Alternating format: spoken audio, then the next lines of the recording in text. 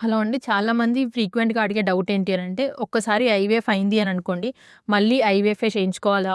లేకపోతే నేచురల్‌గా ఏమైనా పాసిబులా? అనేది చాలామంది అడుగుతూ ఉంటారు. సో, దాని గురించి చూద్దాం.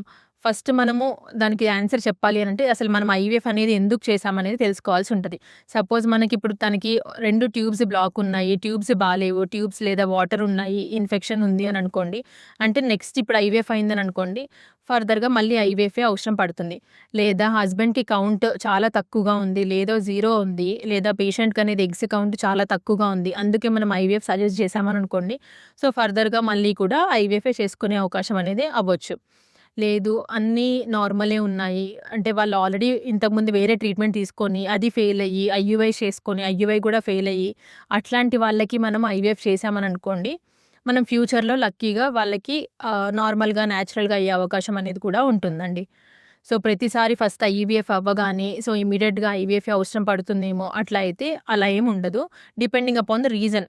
అంటే ఫస్ట్ దేన్ని బట్టి మనం ఐవీఎఫ్ చేసామో దాన్ని బట్టి ఫర్దర్‌గా ఐవీఎఫ్ రిక్వైర్డా కాదా అనేది ఉంటుందండి. Thank you.